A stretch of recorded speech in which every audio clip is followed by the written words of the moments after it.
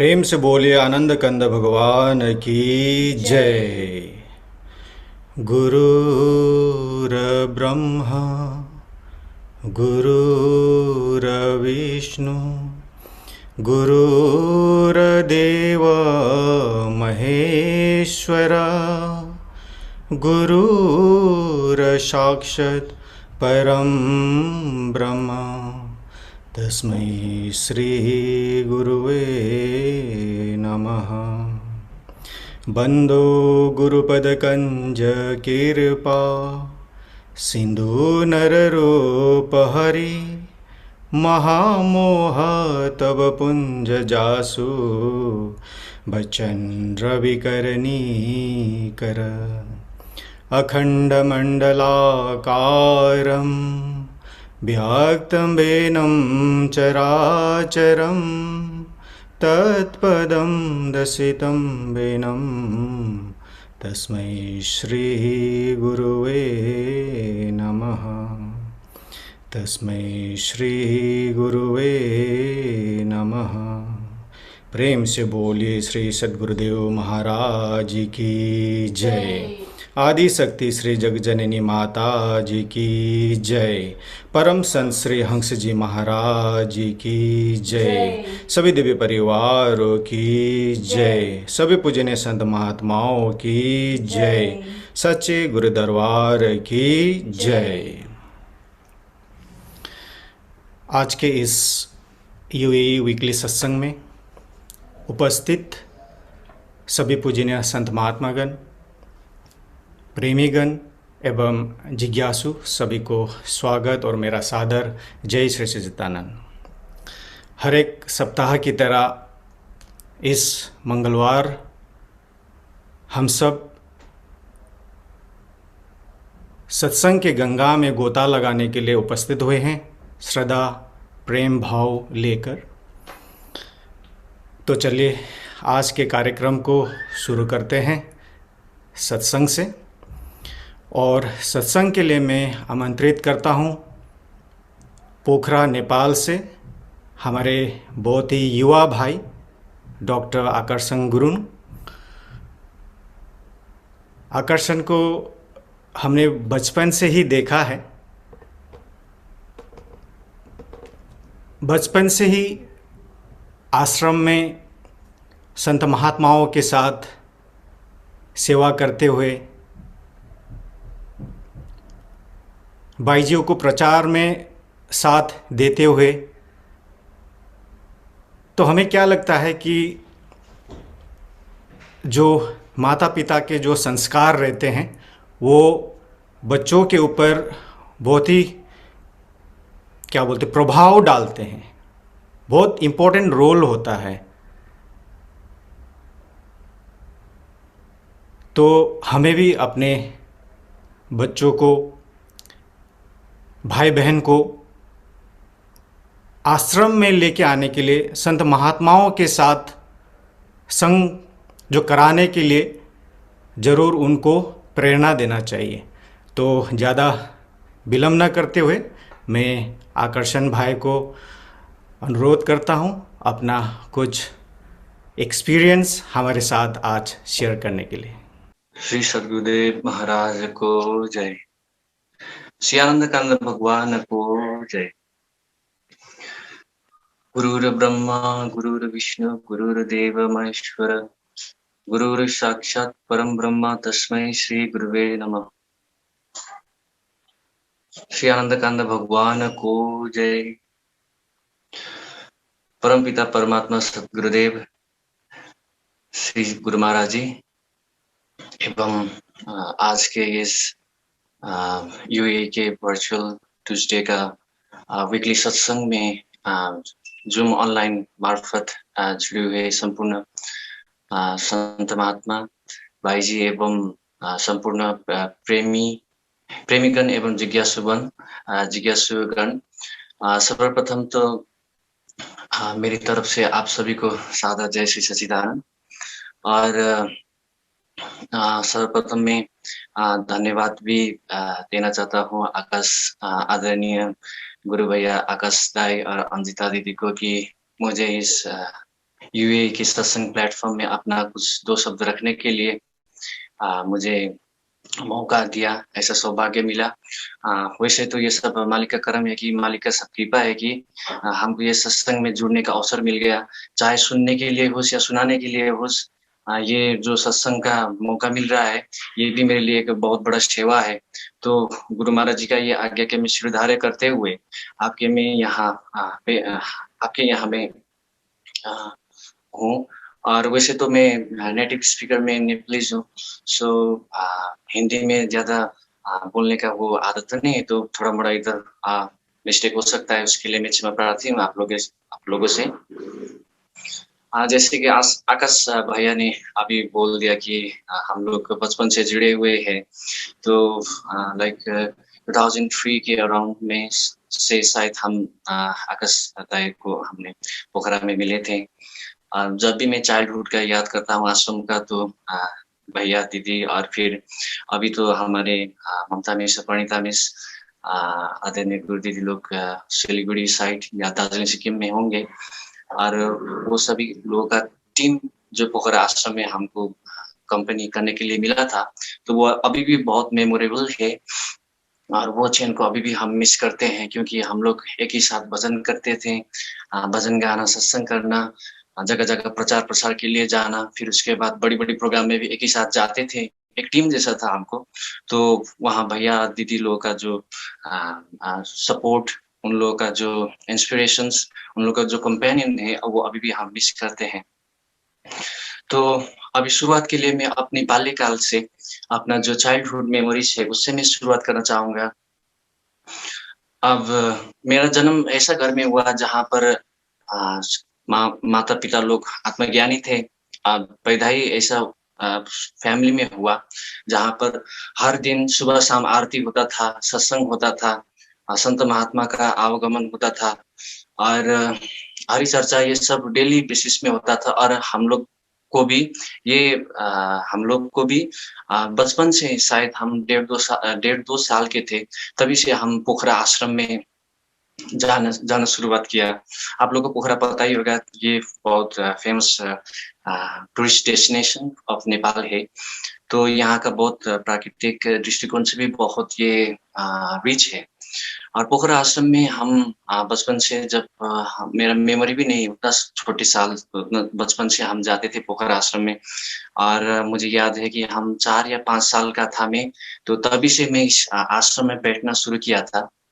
और सबसे इम्पोर्टेंट तो हमारा लेट महात्मा बिमला बाई जी, और अभी धुलवाड़ी आश्रम में का बाई जी, महात्मा सुवर्ण बाई जी, वो लोग पोखरा में थे। और उन लोगों की जो कृपा छाया में हम लोग पले बड़े बचपन से। तो जब 4-5 साल के थे, तभी से मैं आश्रम में बैठता था। जैसे कि सुबह ब्रह्म मुहूर्त 4-5 बजे के समय में आरती के लिए बाई जी लोग हमको उठाते थे, है ना। फिर उसके बाद आरती करने के बाद बाई जी लोग हमको, अब बचपन में तो बाई जी थोड़ा डांट भी लगाती थी, और हम लोग को आदत करने के लिए हमको ध्यान में भी रखते थे, ध्यान में बैठते थे। उसके बाद फिर उसके बाद ध्यान के बाद हम लोग अपना जितना भी नित्य कर्म है वो खत्म करने के बाद हम सेवा में लग जाते थे, जैसे कि साफ सफाई हो गया, पानी भरना हो गया, है ना। ऐसा सब काम करते, सेवा करते थे। उसके बाद ब्रेकफास्ट, नाश्ता, भोजन, प्रसादी जो भी मिलता था वो करके हम अपना होमवर्क करके फिर आश्रम से घर जाते थे। और घर में जाके साइकिल से जाते घर, उसके बाद फिर घर में ड्रेस चेंज करके, स्कूल ड्रेस लगा के फिर स्कूल जाते थे। और स्कूल में जाके सब पढ़ाई-वढ़ाई करके फिर शाम को घर आते थे और ड्रेस चेंज करके फिर आश्रम आते थे। तो हम लोग का ये डेली रूटीन था बचपन से। जबकि मैं 5 साल की उम्र से बैठता था, और 14 साल की उम्र तक, यानी कि 10 साल के लिए मैं पोखरा आश्रम में पला-बड़ा। और शाम को आने के बाद फिर हम आश्रम का जितना भी सेवा था वो करते थे, और फिर अपना थोड़ा-सा होमवर्क भी करते थे, और फिर वहीं नाश्ता प्रसादी करने के बाद आरती, और आरती के बाद फिर आधा घंटा जितना हमारा बिमला बाई जी ध्यान में रखते थे। और उसके बाद फिर भोजन प्रसादी करते थे। कोई गेस्ट आया होता तो उन लोगों के लिए बेडिंग बिस्तर ऐसा तैयार करना, फिर रात का सेवा जो भी मिलता था वो करने के बाद फिर हम सेवा में लग जाते थे। और वो सेवा सब करने के बाद फिर थोड़ा-मोड़ा अपना जो होमवर्क था स्कूल का वो करने में बिज़ी होते थे और उसके बाद हम सोते थे। फिर सुबह ब्रह्म मुहूर्त के टाइम में आरती के लिए उठते थे। तो ऐसा करते-करते अ, 14 मतलब मैट्रिक का टाइम जब मैं 14 इयर्स का था तो मैट्रिक मैंने तब क्लियर किया। तो अ सबसे महत्वपूर्ण बात तो ये है कि इतना जो संत का जो कंपेनियन हमको मिला उसका बहुत हम मैं अभी आके आपको समझ मैं अपने आप को समझता हूँ कि बहुत मैं सौभाग्यशाली था।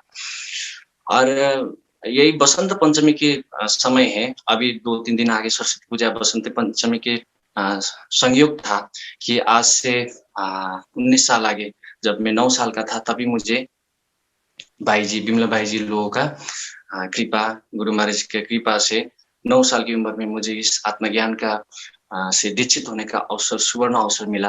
वो टाइम में मैं और मेरा भैया जो 3 साल बड़ा है और मेरा भैया और एक मैया जी था जो 45-50 साल के थे। तो हम 3 लोगों को बाई जी ने बिठाया था ज्ञान के लिए यही अ, बसंत पंचमी के दिन में और बाई जी ने मेरे को पूछ रहे थे कि तुमको क्या पसंद है सबसे? अपना सबसे फ़ेवरेट चीज़ क्या है? तो मेरा बचपन का दिमाग था, मैंने बोल दिया कि मुझे तो खाने का चीज़ पसंद है, जैसे कि फल-फूल हो गया और मिठाई वग़ैरह हो गया। वैसे मेरे भैया का बारी आ गया, भैया ने बोल दिया कि मुझे खेलने का सामान जैसे कि टॉयज़ हो गया, ऐसा खेलने का सामान हो गया, ऐसा पसंद है बोल दिया भैया ने। और फिर लास्ट में वो मैया ने बोला कि मुझे तो सबसे प्रिय मेरा अपना ही शरीर है। तो मैं ये बोलना चाहता था कि ऐसा ऐसा बाल उम्र में जिस टाइम मुझे अब जैसे कि फ़ेवरेट चीज़ क्या है? खाने का चीज़ है। ऐसा ही तुरंत अपना जो प्रत्युत्तर आया बाल मस्तिष्क का, ऐसा उम्र में मुझको ज्ञान मिला, जबकि मुझे कोई ये जीवन और जगत के बारे में कुछ पता ही नहीं था। जीवन किसके लिए मिला था और ये जगत क्या है? यहाँ का सब संसार क्या है? ऐसे टाइम में मुझे ज्ञान मिला तो मुझे अभी और बाई जी ने जब हमको क्रिया करने के लिए करने का जो अभ्यास करवाया पहले दिन में, जब क्रिया करने लगा तो हमको तो पता नहीं था क्या कर रहे थे, लेकिन भाई जी ने जो देखने के लिए बोला वो देख लिया और करने के बाद तो जो डिवाइन लाइट का जो अनुभव हुआ, जो दर्शन किया फर्स्ट टाइम, वो अभी भी मुझे याद है कि कितना कृपा हुआ था। अभी मैं उसका वैल्यू समझ रहा हूँ। वो टाइम में तो अब भाई जी ने बोला कि चलो ऐसा करो, ऐसा देखो, तो देख लिया, ऐसा सुनो, सुन लिया, है ना? ऐसा अभ्यास करो। अब वो टाइम में तो जो बाईजी ने बोला वो कर लिया और खुश भी था, लेकिन उसका जो मेन वैल्यू था वो आज आके मैं समझ रहा हूँ और मैं अपने आप को अ, इतना भाग्यशाली मानता हूँ कि इस कम उम्र से मैंने जो डिवाइन लाइट का जो दर्शन, फिर ये डिवाइन म्यूज़िक का जो श्रवण करना, है ना? उसके बाद फिर ये खिचड़ी मुंद्रा का प्रयास करना, फिर उसके बाद नाम का सुमिरन करना। बचपन से ये जो मिल रहा है मुझको, मैं समझता हूँ कि यही मेरा जीवन का सबसे सबसे बड़ा सौभाग्य की बात है। आज तो हमारे दोस्त लोग या कोई भी सोचता है कि किसी अमीर अमीर फैमिली में जन्म लेना ये कोई बड़ी अच्छी बात है, भाग्य की बात है बोलते हैं, लेकिन सबसे बड़ा सौभाग्य की बात है ये तो है यही है कि किसी अ, आत्मज्ञानी परिवार में जन्म लेना, है ना? ऐसा संस्कार मिलना, ये सबसे बड़ी भाग्य की बात है। और दूसरी बात ये है कि हमारा दोस्त लोग भी सोचता था कि आश्रम जाता है, ऐसा करता है ना? अब दोस्त लोग हॉस्टल में बैठकर पढ़ता था फिर भी वो लोग अच्छे से परफ़ॉर्म नहीं कर पाते थे एग्ज़ाम में। लेकिन मैं मैट्रिक में फर्स्ट था अपने स्कूल का और अच्छा ही डिस्टिंक्शन लाके मैं पास हो गया था। तो ये सब देन का था, आश्रम का था, फैमिली, बाईजी लोगों का। तो ये सब कैसे संभव हुआ कि जैसे कि सेवा भी करते थे, आश्रम में जाना फिर आना, है ना? और वहाँ का काम भी करते थे और भजन गाना, फिर म्यूज़िकल इंस्ट्रूमेंट सीखना, सत्संग सुनाना, ये सब करते हुए भी हम लोग स्कूल के जो परफ़ॉर्मेंस थे उसमें टॉप में आते थे। तो इसका मैं क्या कन्क्लूज़न निकाल सकता हूँ कि जैसे कि सेवा करने के बाद हमारा शरीर जो है वो रिचार्ज हो जाता है, शरीर एकदम एक्टिव हो जाता है और वैसे मेडिटेशन अगर हम रेगुलरली करेंगे, तो फिर हमारा मस्तिष्क भी उतना ही फ़ोकस्ड और उतना ही कंसंट्रेटेड होता है। तो मतलब ये क्या है कि एक फिज़िकल एंड स्पिरिचुअल जो हम दोनों पैर बोलते हैं, उससे बहुत बैलेंस होता है। और मैं ये नहीं बोलता कि आश्रम जाने के बाद भी हम लोगों को है ना पढ़ने का टाइम नहीं हुआ, इधर-उधर नहीं, उससे भी और ज़्यादा हमको प्लस पॉइंट मिलता था। तो तो इसलिए बहुत मुझे ये बहुत सौभाग्य का बात था। और फिर जब मैं मैट्रिक दिया तो फिर हायर स्टडीज़ के लिए कभी काठमांडू तो भैरवा के लिए मैं जाना पड़ा। फिर भी वहाँ भी हम कॉन्टैक्ट में रहते थे आश्रम में।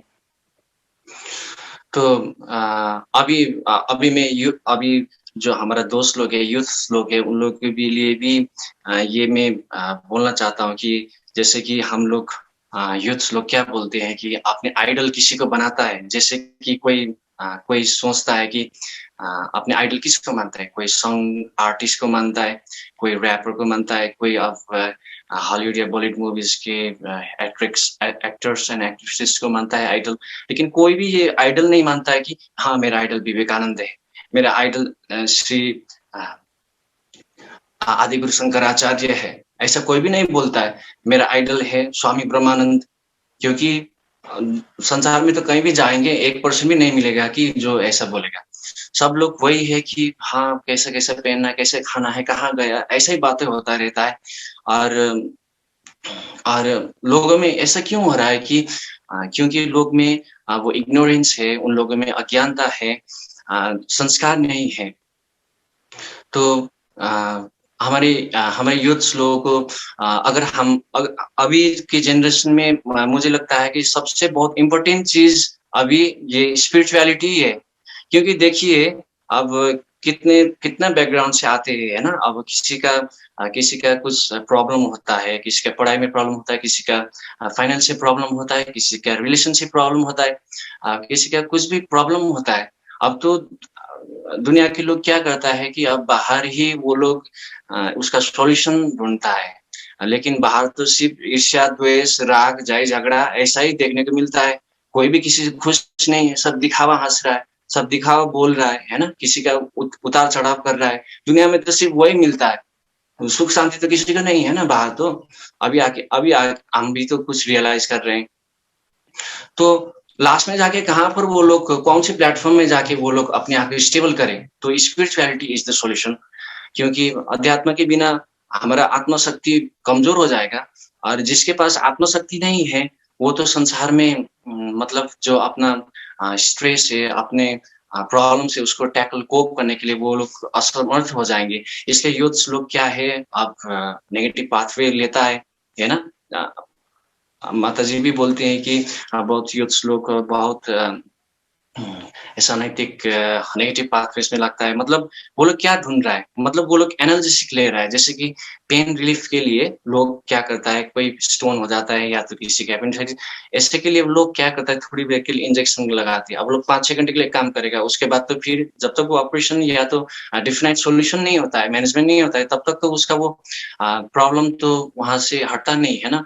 उसी तरह से अगर हम जब तक अपनी प्रॉब्लम को अ, गहराई से मतलब जड़ से हम उसको निर्मूल नहीं करते तब तक वो समस्या तो वहीं रहेगा। तो ये संसार का जितना भी प्लेज़र्स है वो तो बस पेन किलर लाइक एनाल्जेसिक जैसा ही है। तो जब तक हम ये ज्ञान रूपी जो औज़ार है इससे हम अपना जो ये माया-मोह का जो डिज़ीज़ ही है ये एक प्रकार की, उसको अगर हम ये ज्ञान द्वारा उसको हम निर्मूल नहीं करेंगे तब तक तो ये ऐसे ही रहेगा। तो मैं भी इसी कंप्लीट डेफ़िनिट मैनेजमेंट में इसमें विश्वास रखता हूँ। और मैंने अभी स्वामी विवेकानंद जी का भी बात मैंने जोड़ा। बचपन से मैं स्वामी विवेकानंद जी को भी आइडल मानते आ रहा हूँ और अभी living legend I mean living idol के रूप में हमारा गुरु महाराज जी, शिव जी महाराज जी दिव्य परिवार के लोग हैं। और बचपन में मैं सत्संग एक बार सुनाया था कि स्वामी विवेकानंद जी के एक सेयिंग बहुत अच्छा लगता है मुझे कि उत्तिष्ठत् जागृत प्राप्य वरान्नि बोधत् अर्थात कि उठो, जागो और तब तक आगे बढ़ो जब तक तुम्हारा उद्देश्य प्राप्त नहीं होता है। तो विवेकानंद जी का जो ये है जो ये मूल मंत्र है, अभी भी हमारे जीवन में अगर लागू करेंगे तो यहाँ पर बहुत हम चेंज कर सकते हैं। और उसको हम इंग्लिश टर्म में बोलेंगे तो परसिवरेंस भी बोल सकते हैं। क्योंकि परसिवरेंस मतलब उसको जब तक हम पहुँचते नहीं है तब तक हमको छोड़ना नहीं चाहिए और उसके उसी पाथ में हमको चलना चाहिए जब तक हमारा मुकाम नहीं पहुँचते हैं। और स्वामी विवेकानंद जी का अ, थोड़ा-सा मैं चर्चा कर लेता हूँ और वहाँ का जन्म 1863 में हुआ था, है ना? और पहले तो वो भी नरेंद्र दत्त नाम से उसका फैमिली नेम था और उसको ऐसे ही यूथ टाइम में जैसे कि आई थिंक 18-19 इयर्स के टीनेजर्स के टाइम से ही उसको वो बहुत पढ़ाई में अच्छा था, उसका मेमोरी बहुत इंटैक्ट था, एकदम ही पावरफुल मेमोरी था और वो अ, अपने यूथ टाइम से ही यही सोचता था कि क्या मैं भगवान को देख सकता हूँ? सब लोग को पूछता था कि हैव यू सीन गॉड? क्या आपने भगवान को देखा है? तो वो टाइम के जितने भी फिलोसोफर्स या जितना भी वो लोग स्वामी ऐसा संत लोग था वहाँ जाके पूछते थे, तो वो लोग कोई भी अच्छी तरह से नहीं बोल पाता था। मतलब डिफरेंट जो आंसर कोई नहीं दे पाता था। सब लोग शब्द जाल में उलझाते थे, है ना? ऐसा है, वैसा है करके शब्द में वो वर्णन करता था। लेकिन वो स्वामी विवेकानंद जी का वो प्यास तब जाके बुझ गया कि जब वो रामकृष्ण परमहंस जी के शरण में चले गए। रामकृष्ण परमहंस जी ने भी उत्तर दे दिया कि हाँ, जितना क्लियरली अभी मैं तुमको देख रहा हूँ, उतना ही क्लियरली मैं ईश्वर को मैंने दर्शन किया हूँ। तब जाके स्वामी विवेकानंद जी का जो प्यास था, वो वहाँ जाके मिट गया। लेकिन वो तो जस्ट स्टार्ट था उसका वहाँ का जो स्पिरिचुअल जर्नी, वहाँ के बाद मेन स्पिरिचुअल जर्नी शुरू हो गया। तो जैसे कि हमको कोई डॉक्टर प्रिस्क्रिप्शन करता है, तो दवाई को हम अच्छी तरह से टाइम में और जो विधि पूर्वक हम नहीं सेवन करते तो हमारा वो ये थोड़ी ना वो डिज़ीज़ क्यूर होगा। उसी तरह से रामकृष्ण परमहंस जी ने बोला कि हाँ, मैं दिखा सकता हूँ, लेकिन तुमको सभी कुछ मानना पड़ेगा जो मैं बोल रहा हूँ और जो भी मैं तरीका बता रहा हूँ वो सब तुमको फॉलो करना पड़ेगा। तो स्वामी विवेकानंद जी देखिए उसमें कितना मतलब वो था, प्यास था कि अपने आप को जानो मैं भगवान क्या है, अपने अंदर दर्शन करो। तो वहाँ ने ज्ञान लेने के बाद संन्यास भी धारण किया, है ना? और उसके बाद दिन-रात ब्रह्म मुहूर्त में 3 बजे उठ के ज्ञान ध्यान अभ्यास किया, अपने मठ का भी स्थापना किया। फिर उसके बाद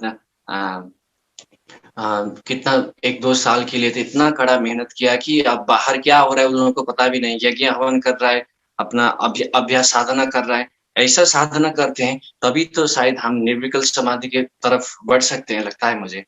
तो जैसे कि हम लोग क्यों आजकल जैसे कि अपना जो बताया हुआ वो नहीं कर पा रहे अनुभव, मुझे लगता है कि हमें में कुछ वो है ड्रॉबैक्स हैं।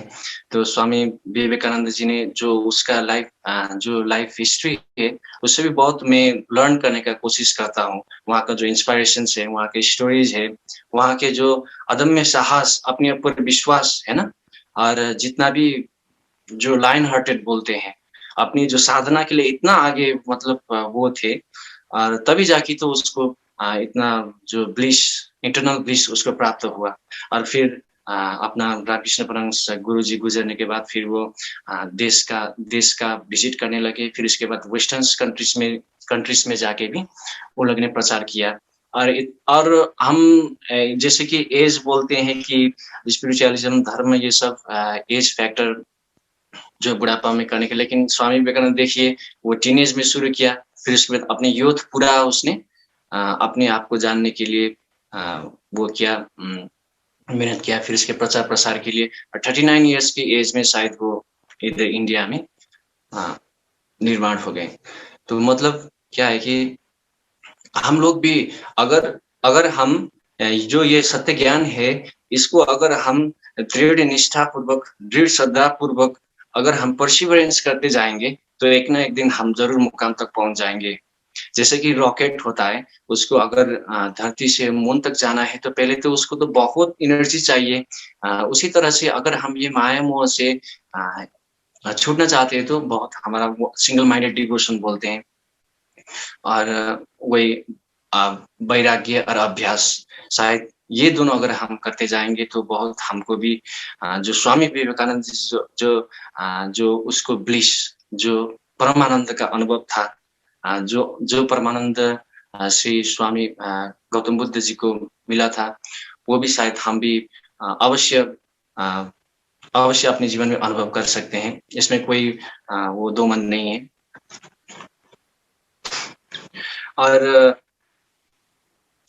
अंत में मैं एक छोटा-सा दृष्टांत बोलना चाहता हूँ कि एक समय में एक राजा के पास 2 ईगल्स वो लेके आया था अपनी प्रजा ने। और वो जो ईगल्स को राजा ने बोला कि उसको ठीक है, कहीं खुला मैदान में जाके छोड़ दो। तो क्या होता है कि उसका मंत्री लोग छोड़ने के लिए गया, तो फिर एक ईगल जो बाज है, चील, वो एक उड़ते-उड़ते वो बहुत ऊँचाई तक चले जाता है, मतलब क्लाउड्स के भी ऊपर चले जाता है। और एक जो चील है, वो बस वहीं जहाँ पर छोड़ दिया था, वहीं पर वहाँ पर रेंगते रहे, मतलब वहीं पर रहा। तो मतलब ये कहने का मतलब क्या है? और एक वहीं का विलेजर्स आके बोलता है कि जी हाँ राजा, इसका कारण भी मैं बता सकता हूँ और उसको भी मैं उड़ा सकता हूँ। तो उसने जाके जो सेकंड चील था, ईगल, तो वो जहाँ वहाँ नीचे का ही जो खाने का वो था, वो हटा दिया, जैसे कि मीट वगैरह होता था, उसको हटा दिया, तो तुरंत वो अ, अध्यात्म की मतलब ऊँचाई में जाने लगा, ऊपर जाने लगा। तो ये दृष्टांत मैं इसलिए बोल रहा हूँ कि अगर हम भी आध्यात्मिक ऊँचाई को हम भी प्राप्त कर सकते हैं, अगर हम ये माया मोह से ऊपर उठ सकते हैं। जैसे दलदल या महल से कमल फूल उगता है, उसी तरह से अगर हम अपनी इंद्रिय को हम एकत्रित करके अभ्यास और वैराग्य, और जो टर्म मैंने बोला था परसिवरेंस, अगर वो करते-करते हम आगे जाएँगे तो हम भी आध्यात्मिक ऊँचाइयों का हम भी छू सकते हैं। और वैसे तो अनुभव के विषय में मैं भी अपने आप को ज़्यादा बहुत कुछ सीखना और देखना और भोगना, अनुभव करना बाकी है। और आगे समय मिलेंगे तो फिर आपके पास शेयर करूँगा। और समय के पाबंद के होते हुए अ, अभी फिर से अंत में मैं हमारे आदरणीय गुरु भैया आकाश जी और गुरु दीदी अंजिता दीदी को बहुत-बहुत धन्यवाद देना चाहता हूँ। और मुझे भी बहुत इंस्पिरेशंस मिलता है कि करीब 2 साल से ऊपर आई थिंक भैया लोगों ने इतना रेगुलरली ऐसा ट्यूसडे और फ्राइडे का जो ये कंडक्ट करते हैं ज़ूम वर्चुअल सत्संग, तो कितना निष्ठा श्रद्धापूर्वक ये करते हैं, ये भी एक ये अपने आप में एक इंस्पिरेशंस है मेरे लिए। मैं पर्सनली भी एक इंस्पिरेशन लेता हूँ कि कितना डेडिकेशंस और कितना परसिवरेंस के साथ भैया दीदी लोग ये प्रोग्राम कंडक्ट करते हैं, होस्ट करते हैं। और जितना भी ग्लोबल प्रोग्राम होते हैं उसमें भी देखता रहता हूँ, तो ये भी हमारे लिए बहुत इंस्पिरेशन की बात है। और आप लोगों को बहुत-बहुत धन्यवाद कि अपना विचार को, अनुभव को शेयर करने के लिए मुझे मौका दिया। और कोई भी यहाँ मेरा भूल त्रुटि हो तो मेरे क्षमा प्रार्थी भी हो। ठीक है। प्रेम से बोलिए श्री सद्गुरुदेव महाराज को जय। आदि श्री जगज्जननी माता जी को जय। प्रेम से बोलिए आनंद कंद भगवान की जय। हमारे गुरु भाई आकर्षण गुरु को अपना बचपन से लेके अभी तक का जो आपने अनुभव किया, कैसे करके आपने हमारे इस संस्था के साथ में आपने जुड़े, कैसे करके उपदेश आपने लिया, उसके बारे में आपने हमारे साथ में शेयर किया, उसके लिए बहुत बहुत आपको धन्यवाद। चलिए एक छोटा सा भजन होगा। भजन के लिए मैं आपको ले चलता हूँ शिमला, इंडिया। हमारे गुरु बहन सीमा चौरियाशिया जी को मैं अनुरोध करता हूँ एक भजन के लिए। प्रेम से बोलिए श्री सद्गुरुदेव महाराज की जय। परम आराध्य जगज्जननी श्री माता जी की जय। सभी दिव्य महान विभूतियों की जय। सांचे दरबार की जय। मानव धर्म की जय।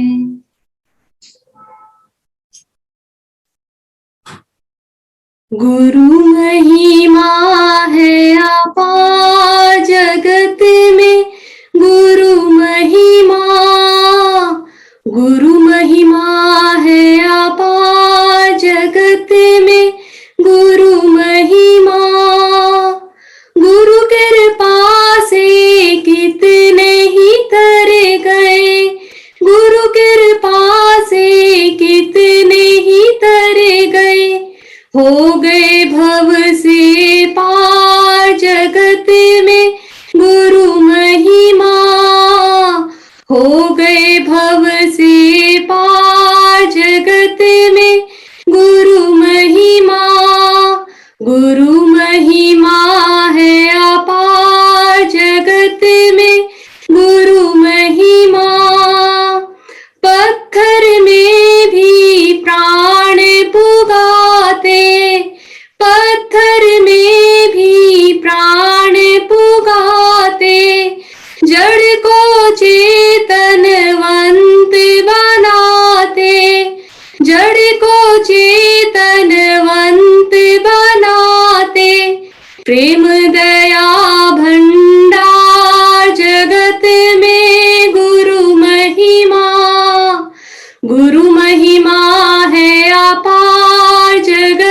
में गुरु महिमा।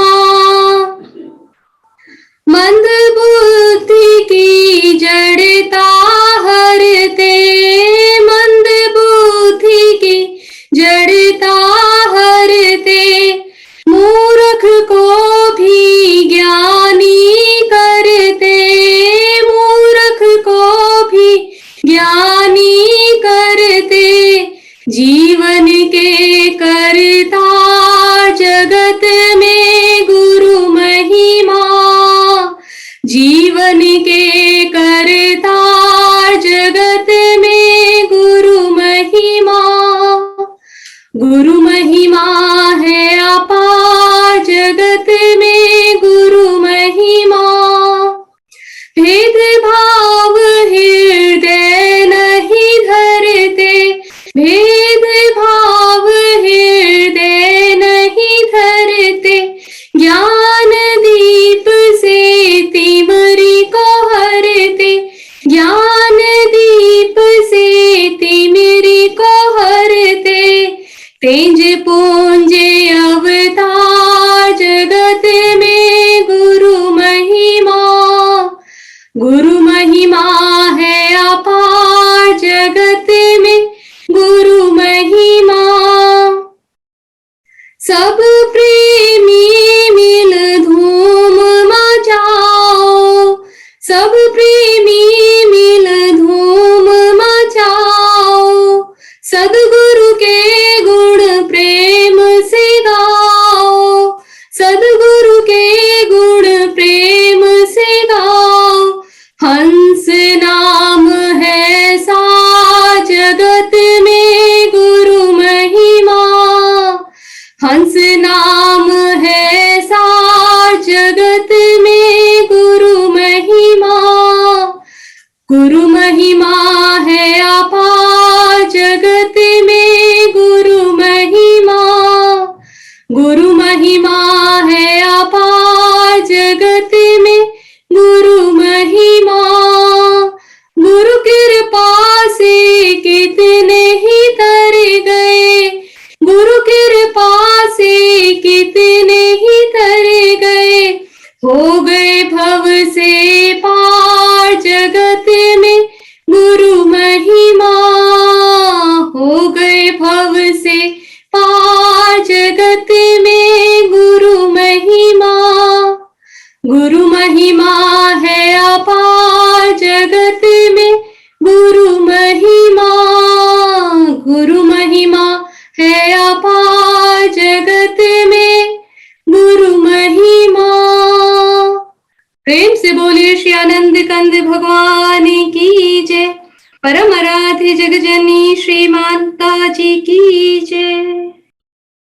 प्रेम से बोलिए श्री सद्गुरुदेव महाराज की जय। हमारी गुरु बहन सीमा चौरेशा जी को अति भावपूर्ण भजन प्रस्तुत करने के लिए आपको बहुत बहुत आभार। चलिए अभी सत्संग के लिए हम लोग मॉरिशस चलते हैं। हमारे पूजनीय महात्मा धरनी बाई जी को मैं अनुरोध करता हूं अपना सत्संग विचार रखने के लिए। बोलिए श्री सद्गुरुदेव महाराज की जय। बंदो गुरुपद कंज, कृपा सिंधु सुख धाम, जगदीश्वर प्रभु हंस को कोटि कोटि प्रणाम।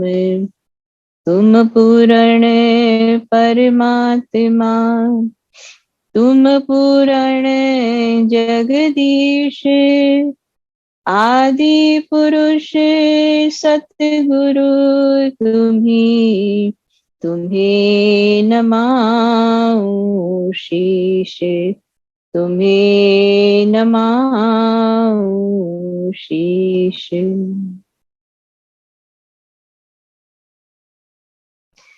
बोलिए श्री सद्गुरुदेव महाराज की जय। श्री आनंद कंद भगवान की जय। आदि शक्ति जगत जननी श्री माता जी की जय। सभी दिव्य महान विभूतियों की जय। सच्चे दरबार की जय।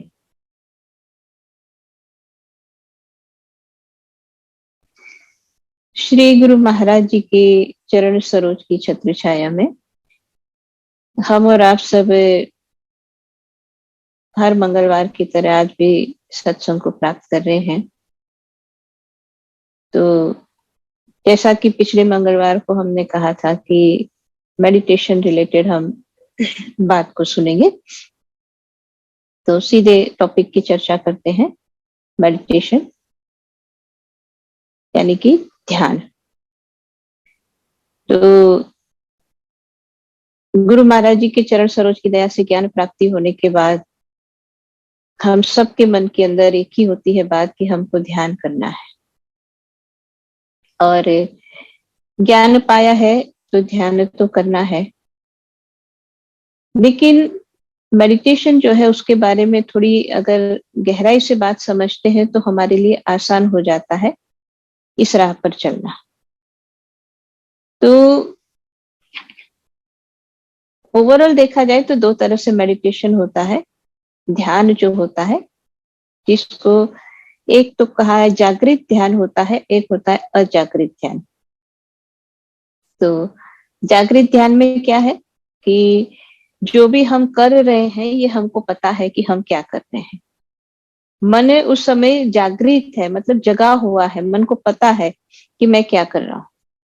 ध्यान ही कर रहे हैं लेकिन मन को पता है कि क्या किया जा रहा है, तो वो जागृत ध्यान है।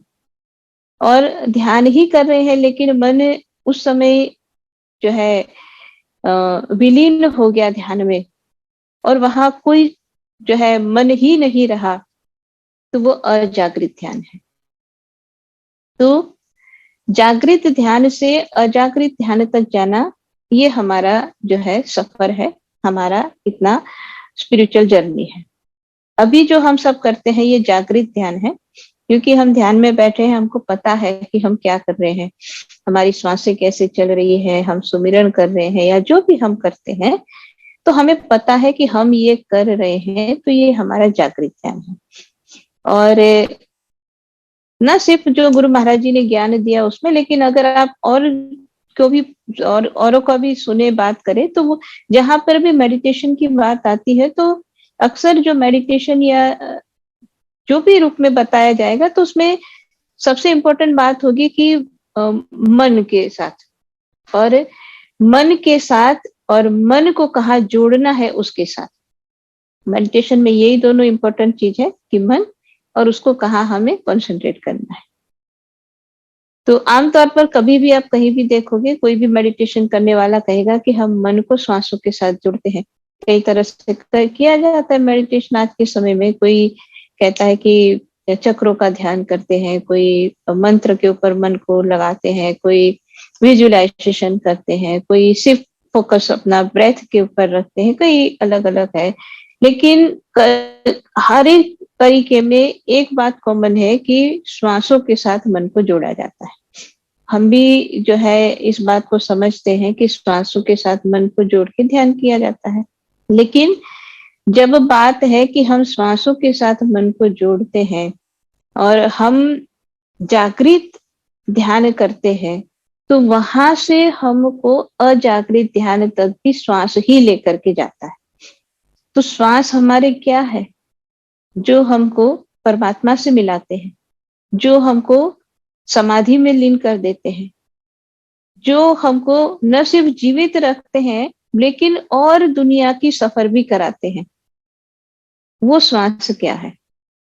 सरल शब्दों में कहें तो श्वास मतलब अंदर गया श्वास, इनहेल किया तो हम कहते हैं कि श्वास अंदर जाता है, तो हम उसमें ऑक्सीजन इत्यादि जो गैसी से हवा है वो हमारे अंदर जाती है। हमको ऐसा कहते हैं ऑक्सीजन लेते हैं, लेकिन सिर्फ ऑक्सीजन नहीं होता, उसमें और भी गैसेस होते हैं, और भी जैसे डस्ट वगैरह जो है, धूल के कण है, बहुत कुछ हमारे अंदर जाता है जब हम श्वास अंदर लेते हैं। और जब बाहर निकालते हैं तो जैसे हम अंदर ऑक्सीजन इत्यादि गैस गई, वैसे कुछ गैसेस बाहर निकलती, कार्बन डाइऑक्साइड निकलता है। ये हमको मोटे तौर पर पता है कि ये हमारी श्वास है। तो अब ये जो श्वास है उसको भी हम कई रूप में समझते हैं। अगर मोटे तौर पर कहे तो दो रूप में समझ सकते हैं। ये श्वास एक तो है जो अभी हमने सुना कि ऑक्सीजन इत्यादि का अंदर जाना और कार्बन डाइऑक्साइड का बाहर निकलना, इसको हम एक समझने के लिए कह सकते हैं कि ये भौतिक स्वरूप है, फिजिकल फॉर्म है हमारे ब्रेथ का। हालांकि फिजिकल वो होता है जो दिखता है, लेकिन यहाँ हमारे श्वास हम देख नहीं रहे लेकिन उसका अनुभव करते हैं। तो ये एक होता है कि जो हमें अनुभव में आता है वो हमारे श्वास, और एक होता है कि इसी श्वास का एक सटल फॉर्म है, बहुत ही सूक्ष्म रूप। क्योंकि श्वास हमारे क्या है, जैसा कि हम जानते हैं कि इसके अंदर सिर्फ ऑक्सीजन नहीं लेकिन इसके अंदर प्राण भी है, प्राणों का वहन होता है। तो अगर हम उपनिषदों की और ऋषियों के अनुभव की बातों को अगर हम सुनते हैं तो उसमें ये कहा गया है कि श्वास जब हमारा बाहर निकला तो बाहर निकलने के बाद अनंत के साथ जब वो विलीन हो गया और वहां से उसने प्राण को ग्रहण किया और फिर वो अंदर गया, और फिर जब वो बाहर आया तो फिर वो अनंत के साथ विलीन हुआ। इसीलिए श्वास जब बाहर निकलती है और श्वास जब अंदर जाती है, दोनों जगह में कहते हैं कि एक पॉइंट होता है, एक बिंदु होता है कि जहां पर वो एक जिसको कहते हैं कि वहां पर वो क्षण भर के लिए वो रुक गया। तो वो जो बाहर का बिंदु है जो अनंत में चला गया, हमारे जो श्वास निकली हमारे अंदर से जो निकला वो अनंत में चला गया, लेकिन वहां से वो प्राणों को लेकर के आया, क्योंकि पूरे यूनिवर्स में ब्रह्मांड में प्राण है और हमारे अंदर वो प्राण जा रहे हैं। तो जो प्राण हमारे अंदर गए वो सूक्ष्म रूप है। और जैसा कि हम गुरु नानक देव जी की बात सुनते हैं और बाइबल की भी बात सुनते हैं कि शब्द ही धरती, शब्द ही आकाश, शब्द ही शब्द भय प्रकाश, और सगली सृष्टि शब्द के पाछे नानक शब्द घटा घटा छे। जैसा हम बाइबल की बात सुनते हैं कि God made man from the dust of the ground, he breathed into his nostril the breath of life. तो हमारे अंदर ब्रेथ ऑफ लाइफ जो भगवान ने दी है, जो शब्द हमारे अंदर है वो हमारे प्राण है, प्राणों में है, प्राण है और प्राणों के अंदर वो शब्द है। तो वो शब्द जो है वो सबसे सूक्ष्म स्वरूप है हमारे श्वास का, और जो हम ऑक्सीजन इत्यादि की जो बात करते हैं ये स्थूल स्वरूप है श्वास का। तो जब तक हम स्थूल स्वरूप श्वास के साथ जुड़े रहते हैं तब तक हम जागृत ध्यान करते हैं, लेकिन हमें वहां से, जैसे हम जब भी कोई भी व्यक्ति अगर मेडिटेशन करता है उसको कहा जाए तो वो अपने श्वासों पर ध्यान देगा, उसको पता लगेगा मेरी श्वास अंदर जा रही है, कितनी गहराई तक गई, कोई उसी पर ध्यान देता है नाभि तक जाना चाहिए, फिर उसको ऊपर उठाते हुए भाई धीरे धीरे और बाहर जो है 12 अंगुल तक का जो बताया जाता है इतने दूर तक श्वास जा रहा है, फिर अंदर आया नाभि तक गया। ये जो हम देखते हैं ये जागृत ध्यान है। और जागृत ध्यान वो फिजिकल है तो हमें फिजिकल ही रखता है, लेकिन हमको इससे बहुत आगे बढ़ना है, इससे हमें बहुत आगे जाना है। कहाँ तक जाना है? हमको जाना है कि इसी श्वास के अंदर जो प्राण है और उस प्राण के अंदर जो शब्द है, उस शब्द की जो वाइब्रेशन है वहां तक हमको जाना है। तो आप समझ सकते हो कितनी जर्नी है। अभी हम फिजिकल में अटके हैं, वहां से प्राण और वहां से शब्द और फिर उसकी वाइब्रेशन, उतना तक हमको जाना है। और वहां तक हम जाते हैं तब वास्तव में हमारा ध्यान होता है, तब वास्तव में हमारा अजागृत ध्यान होता है। जो अभी हम सुन रहे थे, जो आकर्षण जी बता रहे थे, स्वामी विवेकानंद की जो समाधि की बात बता रहे थे, तो यही बात है कि जिसमें हमारा मन है ही नहीं, हमको कोई शरीर का अनुभव ही नहीं है, वो जो स्थिति है।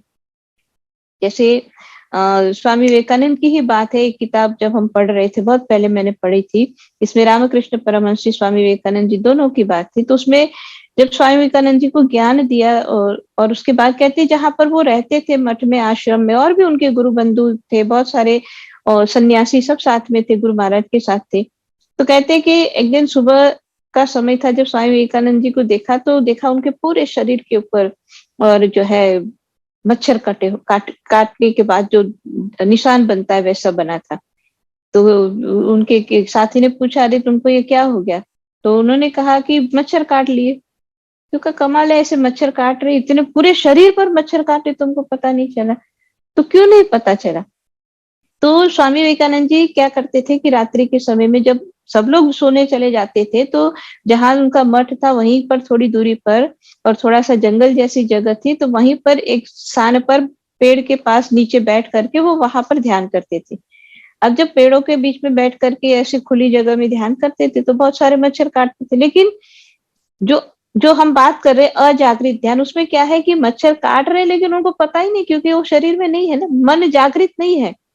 तो ये है हमारा जो है कहाँ तक हमको पहुंचना है, वो पॉइंट वहां तक है कि जहां हमको पता ही नहीं रहता है कि हम है या नहीं है, जिसके लिए हम सुनते हैं गुरु महाराज जी कई बार सत्संग में बताते हैं कि जीता मरकर फिर जीवे, बिन भोजन बलधारी रे, जीता मरकर फिर, मतलब ऐसा स्टेज कि जहां हमको पता ही नहीं हम है या नहीं है, मैं कहने वाली बात ही नहीं होती है।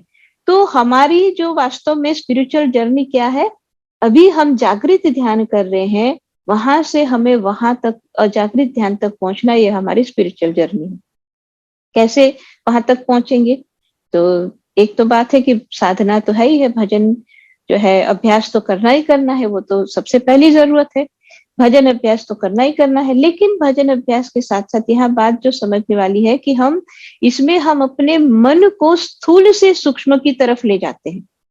हमारा मन जो सबसे सूक्ष्म कहा जाता है, जिसकी गति सबसे तेज है, ऐसा जो सूक्ष्म मन है, उस सूक्ष्म मन को उस शब्द की वाइब्रेशन के साथ उस सूक्ष्मता तक हमको लेके जाना है कि उतना वो सटल रहे, वो हमको करना है। आमतौर पर हमारा मन कहा जाता है कि और फिजिकल बॉडी या मटेरियल वर्ल्ड के साथ ही जुड़ा रहता है, और इसलिए वो मटेरियल ही होता है, उसके अंदर जो भी जमा रहता है वो सारी बातें मटेरियल होती है।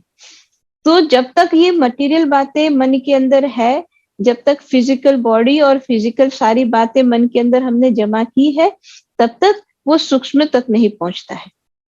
तो अब ये जो जर्नी है हमारी कि मन के अंदर जो इतना सारा भरा हुआ है, उसको खाली करके हमें एकदम जो है, और जो हमारा मन जिसके अंदर कुछ भी नहीं है ऐसा मन करके, और फिर वो सूक्ष्म जो नाम की वाइब्रेशन है वहां तक जो लेके जाने की बात है, ये कैसे संभव हो, कैसे होगा? क्या जो है हम भी जो है समाधि लगाए? क्या हम भी दिन रात बैठ करके सिर्फ इसी बात की कोशिश करें? कर सकते हैं। करने के लिए जैसे हम पुरानी कथाओं में पढ़ते हैं कि भाई रत्नाकर ने क्या किया, ज्ञान दिया नारद मुनि ने, बैठ करके भजन किया। पुरानी जो कथाएं पढ़ते हैं कि ऋषि मुनि क्या करते थे, गुफा में चले गए, बैठ करके भजन किया, साधना की, खूब जो है अपने आप को साध लिया और समाधि लगाई और उस जगह पहुंच गए। लेकिन आज के समय में हम क्या कर सकते हैं? क्योंकि हम अपने जर्नी की चर्चा कर रहे हैं, हम ऋषि मुनियों की जर्नी की नहीं कर रहे, हम अपनी जर्नी की चर्चा कर रहे हैं। तो हम क्या करें कि जिससे हमारा सही तरीके से ध्यान हो? हम ऐसा क्या करें कि जिससे हम जो हमारा लक्ष्य है वहां तक पहुंच जाए?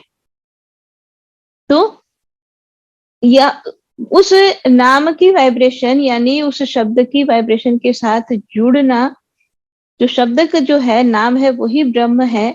जैसा हमने अभी कहा कि बाइबल में कहा है कि वो सबसे पहले नाम था, नाम ही भगवान था, और भगवान जो है उन्होंने नाम ही हमारे अंदर, भगवान के रूप में नाम ही हमारे अंदर है, ये जो बात बताई जाती है। तो इसमें क्या है समझने वाली बात कि जो हमारे अंदर नाम है वही परब्रह्म है, वही ब्रह्म है, और वहां तक हमको जाना है। यानी हमें अपने मन को ब्रह्म में बनाना है, अपने मन को नाम में बनाना है।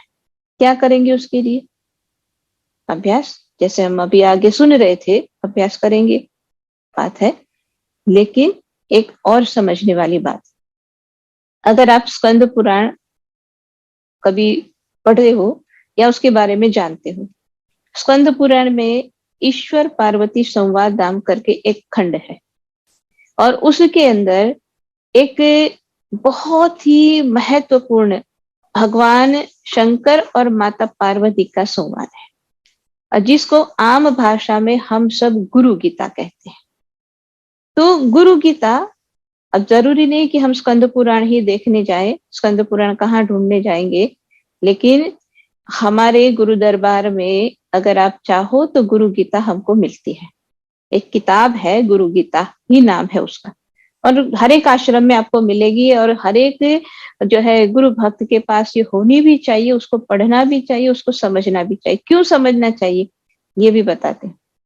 जैसा अभी हम चर्चा कर रहे हैं कि हमारे मन को ब्रह्ममय करना है। अजागृत ध्यान मतलब मन ब्रह्म में लीन हो गया।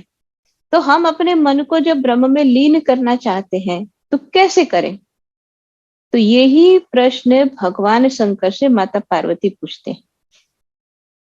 वो पूछते हैं कि हे प्रभु, ऐसा कौन सा तरीका है कि जिससे ये जीव ब्रह्ममय हो जाए? ये प्रश्न है माता पार्वती का। हालांकि शुरुआत इसी तरह के है से है कि भाई कैलाश शिखर पर बहुत सुंदर जगह पर एक बार भगवान शंकर प्रसन्न मुद्रा में थे। माता पार्वती ने देखा, जाकर के प्रश्न पूछा। क्या प्रश्न पूछा? कि केन मार्गेण भो स्वामी देही ब्रह्ममय भवत। हे स्वामी, ये बताओ कि ऐसा कौन सा तरीका है जिससे ये मनुष्य, ये देही, ये जीव ब्रह्म स्वरूप हो जाए। तो यहाँ प्रश्न पूछा जा रहा है कि ब्रह्ममय कैसे हो, और उस प्रश्न के उत्तर में भगवान शंकर ने पूरी गुरु गीता सुनाई। और क्या सुनाया? सबसे पहली बात गुरु गीता सुनाने पहला शुरुआत जो भगवान ने की, वो क्या कहते हैं भगवान कि हे पार्वती, गुरु के बिना संसार में कोई दूसरा ब्रह्म है ही नहीं। और इसीलिए गुरु की महिमा, गुरु क्या है, गुरु सेवा क्या है, और इतना गहराई से सारी बात भगवान शंकर ने गुरु गीता के अंदर बताई। तो हालांकि गुरु गीता जो है हर एक शिष्य को पढ़नी जरूरी है, पढ़नी भी चाहिए। गुरु गीता पर हमने भी जो है पूरी कथा की है, सत्संग किया है पूरी गुरु गीता पे ऊपर। अगर कोई इंटरेस्टेड है तो आप जो है हमारा मानव धर्म मॉरिशस का जो फेसबुक पेज है, शायद उसके अंदर है, मुझे जहां तक लगता है, शायद आपको वहां मिलेगा। अगर नहीं मिला तो कांटेक्ट करना, हम बताएंगे कहाँ से आप उसको सुन सकते हो। तो सबसे पहली बात भगवान शंकर ने कहा कि गुरु के सिवा कोई दूसरा ब्रह्म संसार में है ही नहीं। इसीलिए गुरु के ही माध्यम से हम ब्रह्ममय हो सकते हैं। अगर हम अपने मन को ब्रह्ममय करना चाहते हैं, मन को नाम में लीन करना चाहते हैं, अजागृत ध्यान तक पहुंचना चाहते हैं, तो कौन करवा सकता है? गुरु करवा सकते हैं। गुरु महाराज जी ने तो ज्ञान दिया, वो तो हम सब जानते हैं। लेकिन अब आगे कैसे हम बढ़ेंगे? तो पिछले सत्संग में आप लोग को याद होगा, शायद हमने चर्चा की थी सेवा के बारे में, सत्संग के बारे में, और जो है तीसरा जो था हमने तीसरा चरण जो था उसके बारे में भी बात की थी, गुरु महाराज जी की एनर्जी कैसे हमको मिले। और फिर चौथा था भजन, इसके ऊपर हमने चर्चा किया था पिछली बार। तो अगर हम जागृत ध्यान से अजागृत तक ध्यान तक जाना चाहते हैं, अगर सही तरीके से हम मेडिटेशन करना चाहते हैं, तो भी ये चारों स्टेप हमारे लिए बहुत जरूरी है। अब देखो, हम एक बात और यहाँ पर हम पहले मैं बता देती हूँ, ये चार स्टेप को समझने से पहले कि एक इसमें ये भी विचार करने वाली बात है। क्योंकि एक बार ऐसा हुआ हमारे साथ, कहीं पर हम गए हुए थे तो बातचीत हो रही थी, तो किसी ने हमसे ये प्रश्न पूछा। उन्होंने कहा कि बात तो ठीक है, इतने साल हो गए उपदेश लिया है, लेकिन पता नहीं क्यों ऐसा लगता है कि हम कहीं अटके हुए हैं, कुछ आगे नहीं बढ़ रहे हैं। तो हो सकता है बहुत लोगों को ये क्वेश्चन होता है, पूछते भी है हमसे, और मन में किसी की बात होती है कि पता नहीं जो मतलब धर्म ग्रंथों में हम पढ़ते हैं वो क्यों हमें नहीं मिल रहा है, क्या बात है ऐसी। तो उसमें एक बात यही है, जैसे अभी जो है बताया गया कि भाई हमारी कोई कमी है। हमारी कमी कहाँ होती है? तो बात ये होती है कि हमारा मन अगर दिन भर कोशिश, आप कोशिश करके देखो ध्यान अच्छी तरह से याद रखने की, कि दिन भर आपका मन कहाँ था। तो आमतौर पर हमारा मन जो है और संसार के कामों में होता है या संसार की बातों में होता है।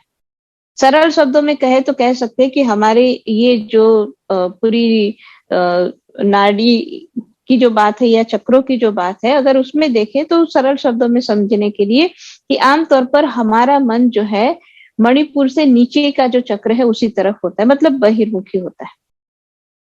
तो दिन में ज्यादातर अगर हमारा मन नीचे के चक्रों में है और फिर रात्रि में हम 1 घंटा बैठ करके सोचे कि मन सीधा यहाँ पर पहुंच जाए, तो मुश्किल है, क्योंकि नीचे ही हमने रहने की उसको आदत बनाई है। भौतिक दुनिया में, संसार के कामों में उसको रहने की हमने आदत बनाई है, तो वो उतना ऊंचाई तक नहीं जाएगा। अगर गया भी, अगर आपने जोर भी लगाया तो समझो कि यहाँ पर था, अगर आपने जोर लगाया तो एक बार जाकर के फिर वापस आ जाएगा, है। लेकिन हमको ये नहीं चाहिए, हमको क्या चाहिए कि हम वहां पर स्थिर रहे। यहाँ की जो ऊपर की दुनिया है, हम चाहते हैं कि हम यहाँ रहे। तो क्या करना है कि जो नीचे की तरफ जाने की आदत है, उससे उसको बचाना है, वो नीचे ना जाए, ऐसे उपाय करना है। 2 तरह की स्थिति होती है, जो मैं बहुत बार सत्संग में बताती भी हूँ। एक होता है एक व्यक्ति कि जो ज्यादातर समय उसका यहाँ से नीचे की तरफ है और भजन करने के लिए बैठता है, तो एक छलांग लगाई, यहाँ गया, एक सेकंड के लिए, थोड़ी सी देर के लिए कुछ हुआ और वापस आ गए। एक ये स्थिति है, हम सब की स्थिति है। और महापुरुषों की स्थिति क्या होती है, वो यही रहते हैं, जब काम पड़ता है तो नीचे आते, अपना काम किया और फिर ऊपर चले गए। ये 2 तरीके हैं कि भाई, एक तो कि हम हायर लेवल पर रहे, जरूरत हुई तो हम मटेरियल वर्ल्ड में आए, फिर वापस अपने स्थान पर चले गए, ये सही तरीका है। और हम क्या करते हैं, हम नीचे रहते हैं और थोड़ी देर के लिए ऊपर गए और वापस आ जाते हैं।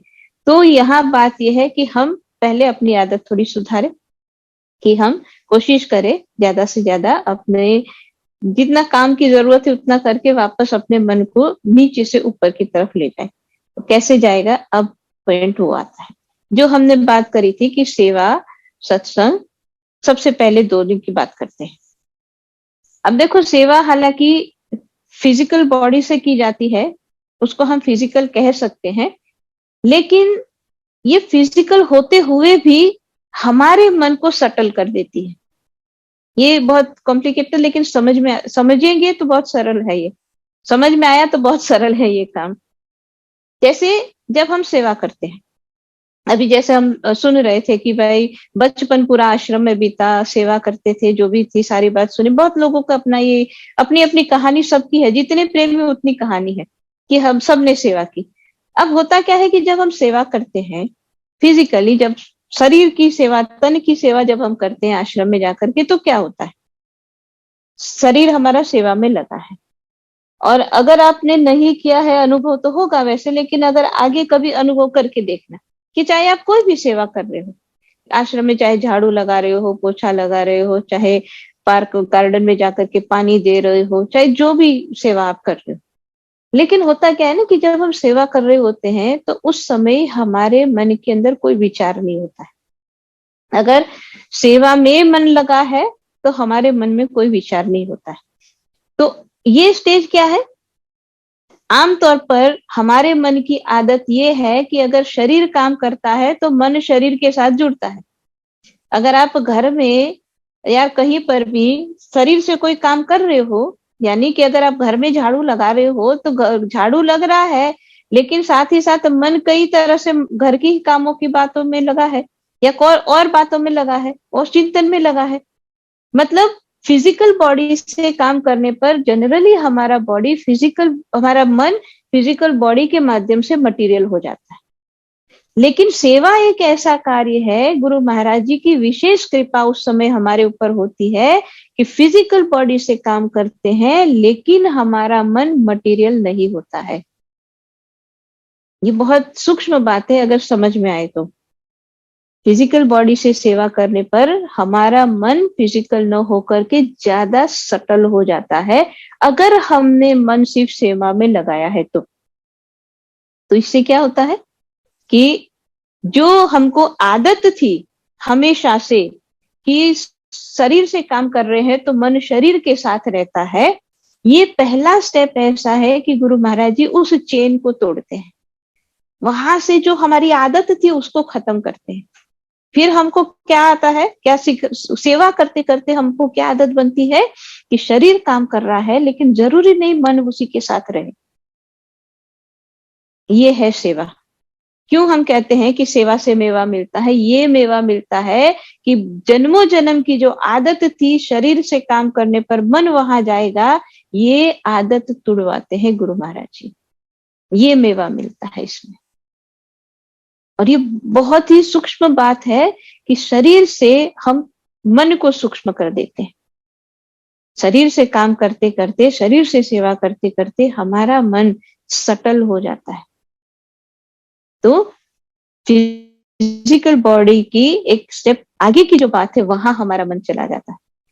लेकिन इसमें जो बात समझ रहे हैं हम कि मन अगर सेवा में लगा है तो सिर्फ और सिर्फ सेवा में है, तो गुरु महाराज जी की असीम दया से हमारा मन फिजिकल में रहते हुए सटल में जाने का अभ्यास कर लेता है। और तब क्या होता है, जो हम कहते हैं ना कि उठत बैठत सोवत जागत नाम, भाई काम करते रहो, नाम जपते रहो। तो इतना आसानी से तो नहीं होता है ना। तो ये उसकी नींव यहाँ पर है, यहाँ पर है उसकी जड़। ये अगर हम करते हैं तो वहां तक हम पहुंचते हैं।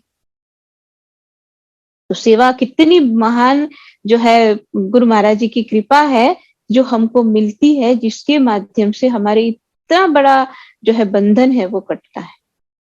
तो क्या होता है, जब हम सेवा कर रहे हैं फिजिकल से हमारा मन सटल हो गया।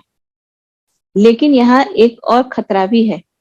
खतरा किस बात का है कि अगर हमने मन को सिर्फ सेवा में न लगा करके वहां पर अगर मन के अंदर हमने कोई मटेरियल या फिजिकल बात जोड़ दी, तो फिर वो जो होना था काम वो नहीं होगा। क्या बात जुड़ेगी?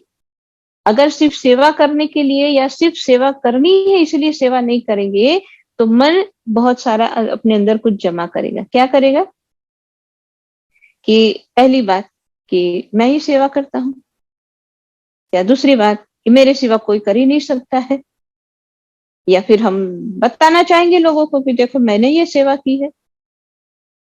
कई तरह से मैं अगर उसमें घुस जाता है, अगर मैं उसके अंदर आ गया, तो वो सेवा जो फल हमको देना था वो हमको नहीं मिलेगा।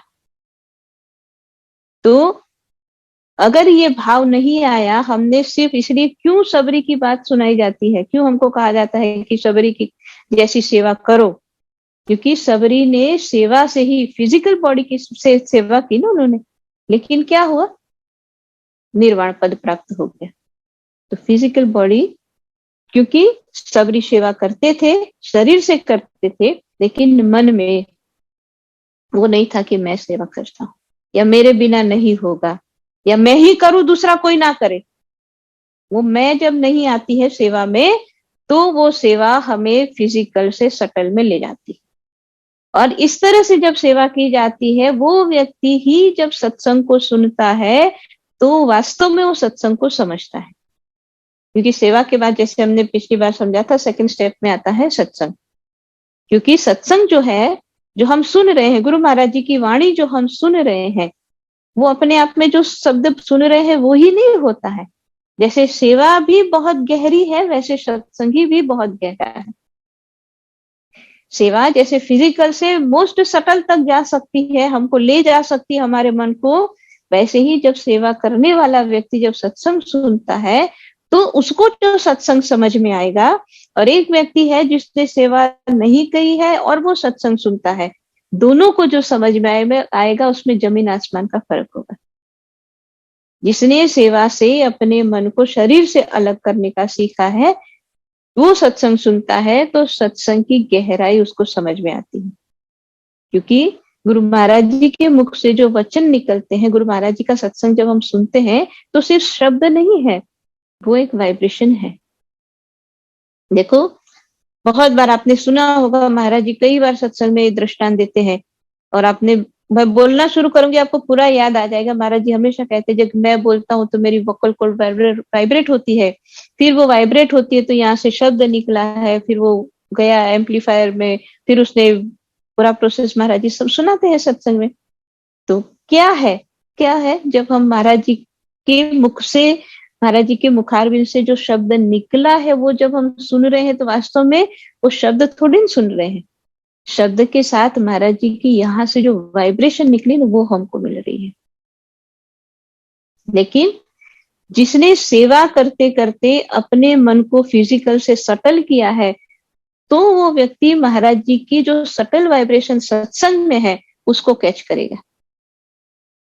अगर सेवा से जिसने अपने मन को सटल नहीं बनाया है, तो क्या होगा, कि वो फिजिकल बॉडी में रह करके फिजिकल रहने वाला व्यक्ति जब सत्संग सुनेगा तो वो शब्दों को सुनेगा, और जब शब्दों को सुनेगा तो शब्दों में उलझ के रहेगा। तो बहुत फर्क है। गुरु महाराज जी के जो मुख से जो वचन निकलते हैं ना, वो वचन अपने आप में बहुत बड़ी चीज। तो वो शब्द सिर्फ जो अक्षर शब्द बोला जाता है वो नहीं होता है, उसके पीछे बहुत कुछ होता है।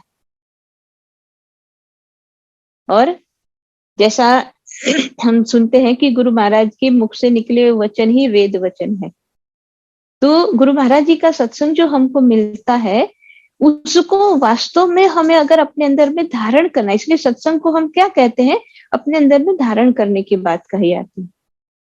इसलिए जैसा हम रामचरितमानस का दृष्टांत पढ़ते हैं तो उसमें यही कहा जाता है कि भाई जो अपने कानों से उसको पीता है ना, जो सत्संग को अपने अंदर, जैसे कहते हैं ना कि एक कपड़ा था उसको पानी में डाला तो पानी पूरा कपड़े ने पी लिया, ऐसे ही जो सत्संग को अपने अंदर में धारण करता है तो उसके लिए आता है कि फिर जो है मोक्ष तक की प्राप्ति की जो बात आती है ना कि लहे चार फल अछत तनु, चार फल मिलने की जो बात आती है, या जो कौवे से कोयल बनने की जो बात आती है, बगुला हंस बन गया, कैसे बना, कैसे बना, सिर्फ शब्दों को सुन करके नहीं, जब उसने पी लिया उसको। तब गुरु महाराज जी के मुखारविंद से जो वाइब्रेशन निकली है उसको पीने के लिए भी हमको भी तो वैसा होना पड़ेगा। तो अगर सेवा को सेवा के रूप में किया है तो हम उसको प्राप्त करने के काबिल बनेंगे। तो वो सत्संग हमारे अंदर ट्रांसफॉर्मेशन लाता है, तो वो सत्संग हमको बदल देता है। तो गुरु महाराज जी के शब्द देखो, वही शब्द वही बातें हर एक व्यक्ति को अलग अलग रूप में समझ में आती है। वही शब्द वही सत्संग वही कहानी, सत्संग भी छोड़ो, वही कहानी, एक कहानी अगर गुरु महाराज जी ने सत्संग में सुनाई है, जितने लोग सुनेंगे उनको अपने अपने क्षमता के अनुसार समझ में आएगी। क्योंकि जिसने अपने आप को जितना मिटाया है, जितना गुरु महाराज जी की वाणी को वो समझने का काबिल बनता है।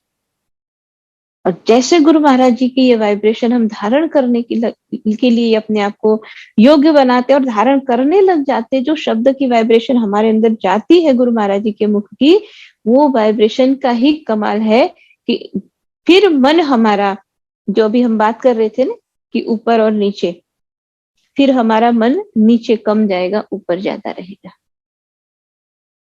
और आप अनुभव करना है तो अनुभव करके देखना। बहुत बार मैं ये सब बहुत लोगों को बता चुकी और आपको भी कहती हूँ कि अनुभव करना है तो करके देखना।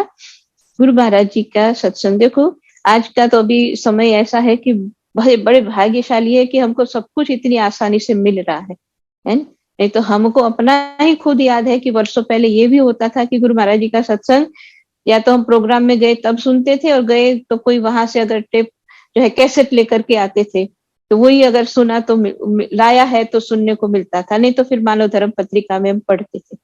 हर महीने हमको इंतजार रहता था कब मानव धर्म पत्रिका आए और कब फटाफट हमको महाराज जी का और दिव्य विभूतियों का सत्संग पढ़ने को मिले।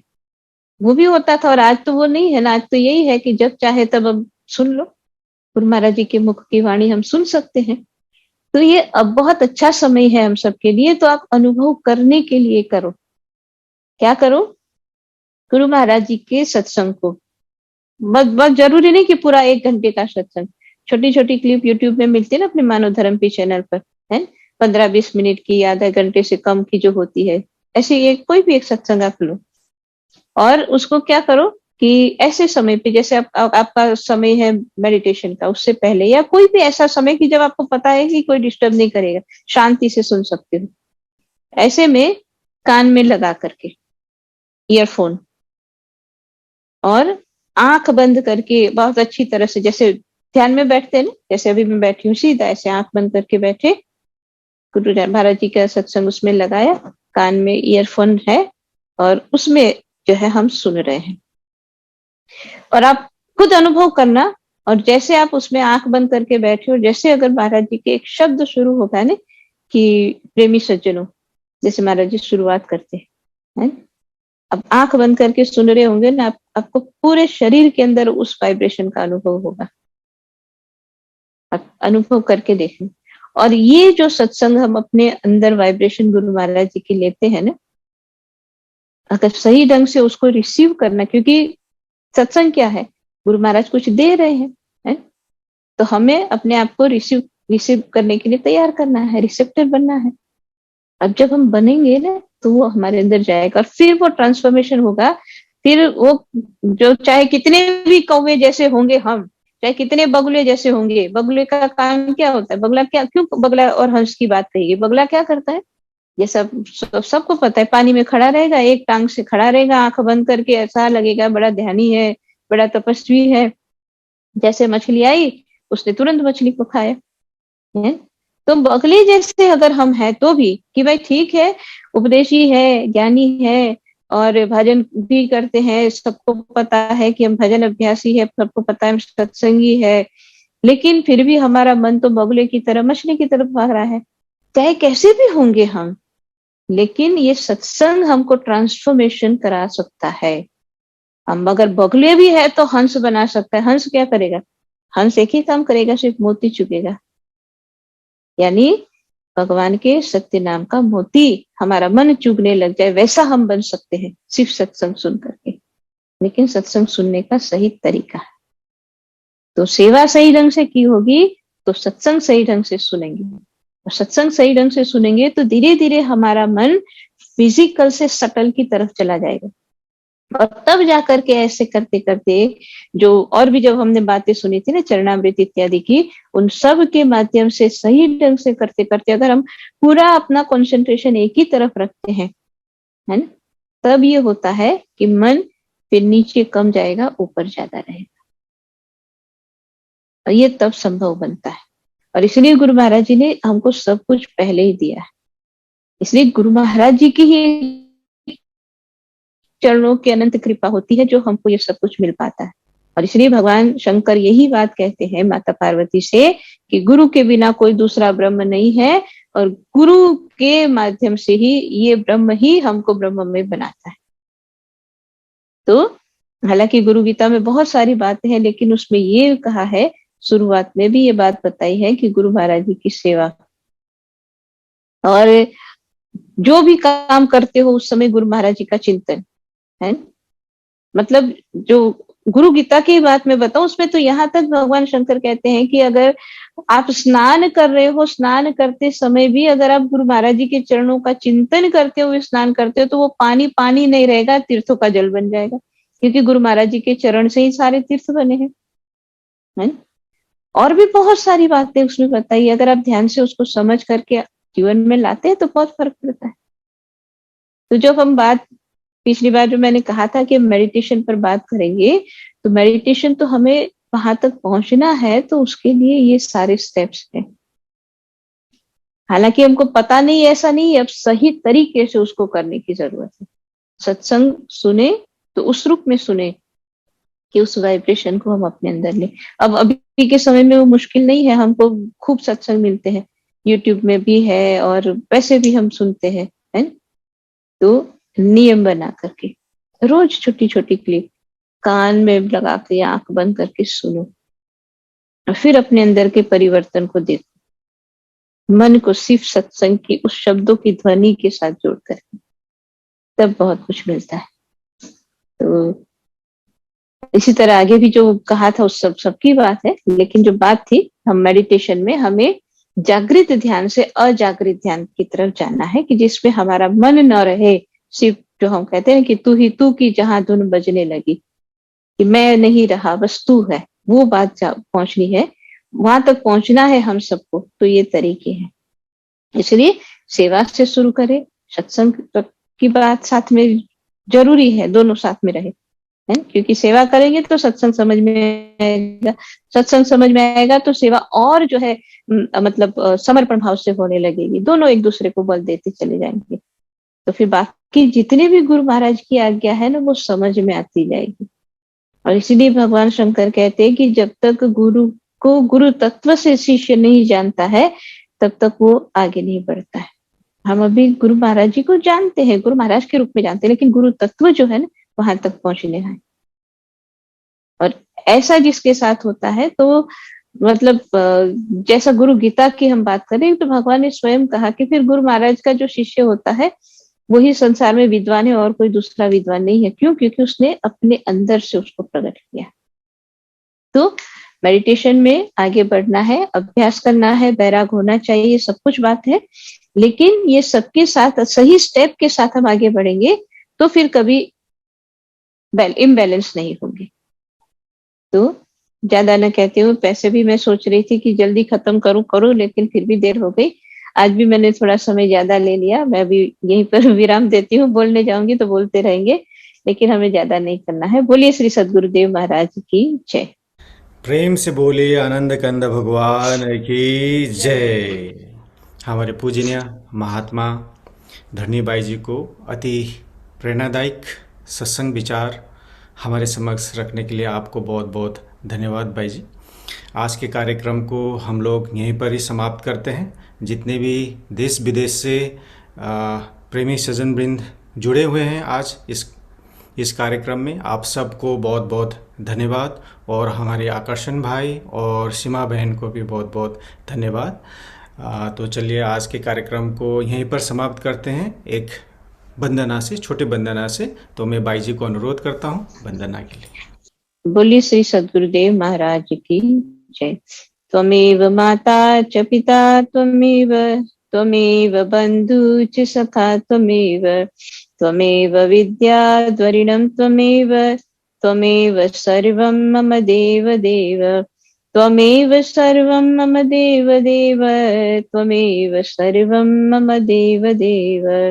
भक्तिदान मुझे दीजिए गुरुदेवन के देव, और नहीं कुछ चाहिए निश दिन चरणन से, बार बार वर मांग हूँ हर्षि देहु श्री रंग, पद सरोज अनुपायनी भक्ति सदा सत्संग।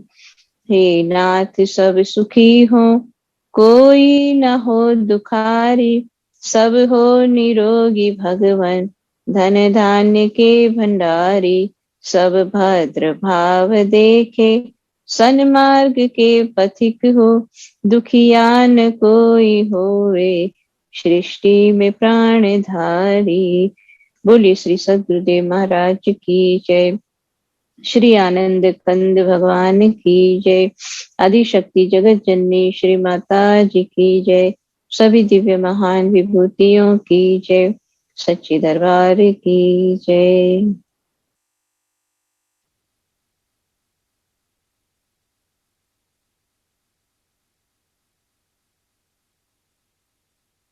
बोलिए श्री सद्गुरुदेव महाराज की जय।